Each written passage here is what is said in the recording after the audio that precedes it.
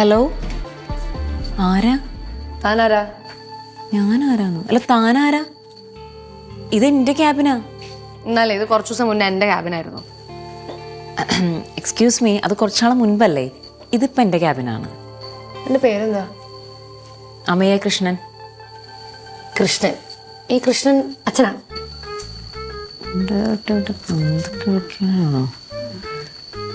അല്ല, ആണെങ്കിൽ അല്ല, മാരീഡ് ആണോ എന്ന് അറിയാൻ വേണ്ടി ചോദിച്ചാ.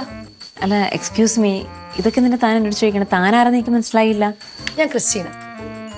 എടോ, ഞാൻ താൻ ക്രിസ്ത്യനാണോ മുസ്ലിം ആണോ എന്നല്ല ചോദിച്ചേ. എന്താ തന്റെ പേര്? അതെന്നെ പറഞ്ഞ ക്രിസ്റ്റീന അലക്സാണ്ടർ.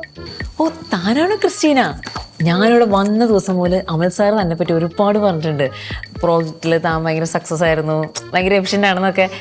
അപ്പം റീജോയിൻ ചെയ്യേണ്ടി വന്നായിരിക്കും അല്ലേ? ഞാൻ ജസ്റ്റ് ജോയിൻ ചെയ്തേ ഉള്ളൂ. ലോങ് ലീവ് ആയിരുന്നല്ലേ? മനഃപൂർവ്വം എടുത്തു നല്ലടൂ. ഈ ഓഫീസിൽ ചില റാസ്കൽസ് കാരണം എടുക്കേണ്ടി വന്നതാ.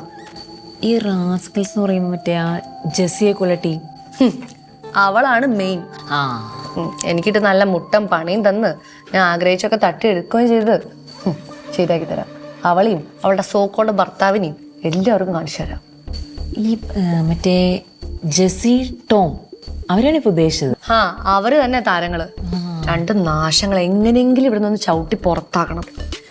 എന്നെ ഒറ്റപ്പെടുത്തിയതിന് ഞാൻ എന്തായാലും പകരം ചോദിക്കും. എടോ, താനെ ഒറ്റപ്പെടുത്തിന്ന് കരുതണ്ട. അതൊക്കെ നമുക്ക് ശരിയാക്കാന്നേ. താൻ ഒറ്റയ്ക്കല്ല.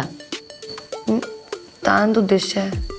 അതെ, ഞാൻ കുറച്ച് കാര്യങ്ങൾ വിശദമായിട്ട് പറയാം. താൻ ലഞ്ച് കഴിച്ചായിരുന്നോ? അപ്പോൾ ഇന്നത്തെ ട്രീറ്റ് എൻ്റെ വകയാണ്. എടോ, താൻ സംശയിക്കേണ്ട, നമ്മൾ ഒന്നിച്ച് നിൽക്കേണ്ടവരാണ്. എനിവേ, ഞാൻ ഭയങ്കര ഹാപ്പിയാണ്. എടോ, താൻ ഒട്ടും വെൽക്കമിങ് അല്ലല്ലോ. I am very glad to meet you. അതേനെ, അപ്പം നമുക്ക് കൂടുതൽ കാര്യങ്ങൾ ലഞ്ചിന് ശേഷം പറയാം. ഓക്കെ ഓക്കെ അല്ലേ?